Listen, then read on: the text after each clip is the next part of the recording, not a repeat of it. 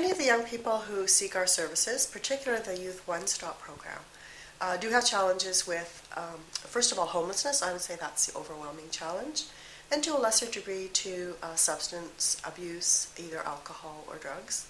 And our staff are able to point them in the right direction if they do have those challenges and need assistance. So while we don't deal with it directly as part of our agency, we are part of a network of youth agencies in the community, and we're able to give them advice and also provide the assistance in terms of when they're ready to seek help, we can suggest places to go.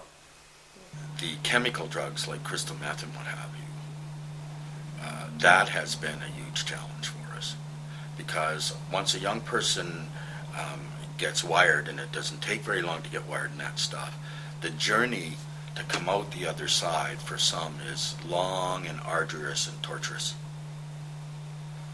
And the physical craving to get that first rush and that first high undermines sometimes the greatest efforts, and people have to sort of get up and try and stumble and get up and try a lot of times, and sometimes we don't have enough resources to go through the whole journey with them. So the challenge is not to get dismayed and disheartened and disillusioned, because all that is really our response to the pain that we see. It is almost overwhelming to see a 15 or 16 or 17 or a 19-year-old, and they got scabs all over them, and they're doing things so they can get another rush that if they were in any semblance of their real humanity, they would be shocked, but they're not able to go beyond that. And there isn't a huge number, but there's enough of a number of those folks that have struggled.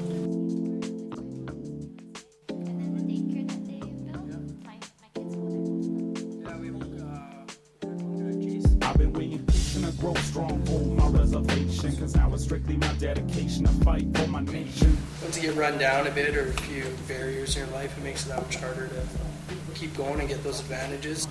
Don't have a strong family background, or some people have disadvantages from day one and they just need some help getting over those. I mean, like I said about the confidence with these guys, they all have stuff on their resumes that me and you and Steve Arnett, the director, and everyone don't have on our resumes. They got a lot of skills from this program, and they're good to go, valuable to the workforce now. Been unconscious, then join me cause I'ma teach you how to ride. Yeah, where are you going to do your work experience? I should be working at the Marina, Maritime Museum Marina. Pretty excited about that. I got into the placement I wanted to, so this course worked out well for me. Just knowing that every time I wake up every morning I have something important to do. I have somewhere to go. And I met a lot of new people, and not only that, I just met them, I got to get to know them, and they're around me for 4 weeks, so it's not like a come and go kind of thing. I've been working and on my own probably since I was about 16. And I've done a lot of, I worked in fast food places, and I did not enjoy that whatsoever. I got tired of it. I was bored. I wasn't making enough money, and then during this program, though, they just showed that I had a lot more options than I realized. So tomorrow's graduation from the Ladysmith Customer Service and Tourism Training Program. They've been in class with us since December 4th. Completed a month of skill enhancement where they've earned all their certificates and workshops. And their work experience starts on Monday, January 11th. Everyone's more or less is placed. The odd ends, we got to tie up with some of the guys and hound them to get on their new employers and get contacted with them. I'm working on it. So tomorrow we're going to have our final day celebration. We're going to do a pizza lunch, hand out their completion certificates for the customer service program. Hopefully we'll have their Serving It Right that they earned. It will be in the mail tomorrow. And we'll provide them with all the work experience information they need to start work on Monday. Always at our board meetings and our AGMs, we would always have the young people come and make presentations as to how the programs had helped them.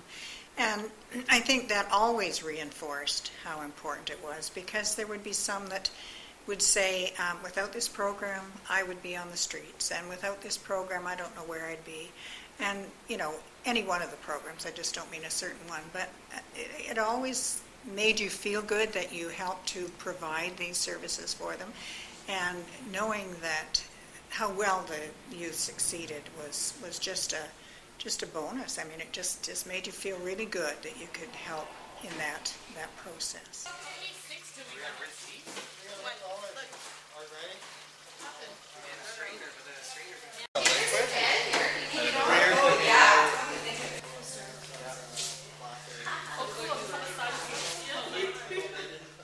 They have some very hardworking, dedicated people working for them and making a difference here in the community for the youth of Nanaimo, and that's why we as a Rotary Club want to support them, because it's sort of in our mandate to do that, and we're quite happy to be able to provide that support.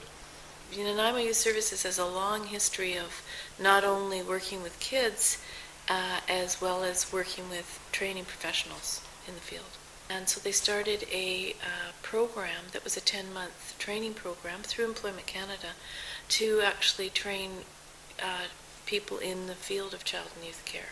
So I came on as coordinator of that program, and I think I worked there for about 4 years doing that. And that program became the precursor to the program that's now up at the college, which is a degree program in child and youth care. Much of the messaging they've got early in life through experience, and through their own interpretation of their experience, is that the world, in fact, is not a caring place. It doesn't necessarily value them. The world is hostile. And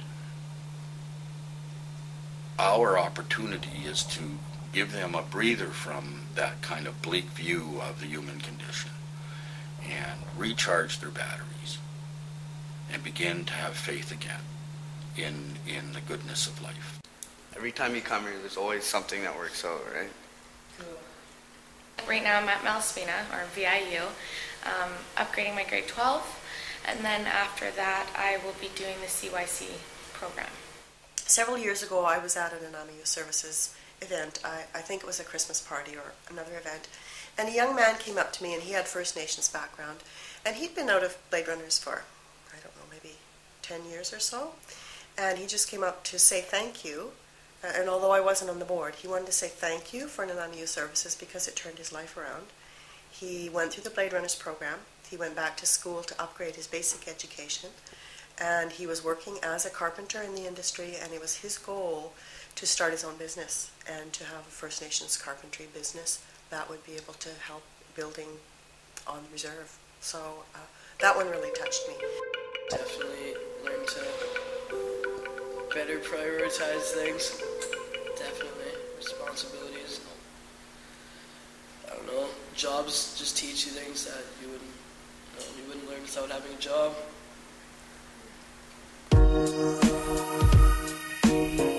Yeah. Shouts out to Nanaimo Youth Services, man. 40 years in the game. Looking out for all them children. Yeah, Anthony up in the mix. Yeah, Eagle Street. I'm blessed to be the best that I can be. Yo, I come from poverty, ain't no way it's ever stopping me. You might remember me, the Mac Daddy. Same old story, but all you can see is little skinny crack Matty. Learned to live right, a baby, a wife, and maybe just the thing that saved me. It made me a life, right? So now I'm giving back, giving these new rap cats a chance, yo. I bring them in the habitat. So if it happens that I happen to fall, you'll still feel that Eagle Street legacy, y'all. You gotta crawl before you learn to walk. And if the situation changed, you could wind up in that same spot. The other day I met a man less fortunate. I've been where he's stepping at, so it's torturous. Flipped him a quarter. The moral of the story is we've all been there, so I help the less fortunate.